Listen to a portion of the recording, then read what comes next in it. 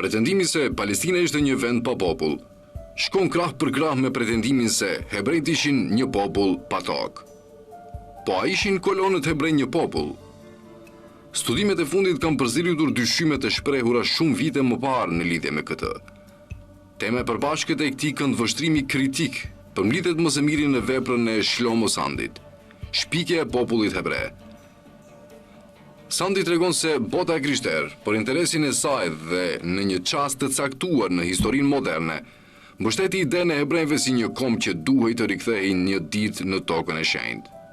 Në këtë rrëfim, ky rikthim do të ishte pjesë e skemës hyjnore të fundit të botës, së bashku me ringjalljen e të vdekurve dhe ardhjen e dytë të Mesias.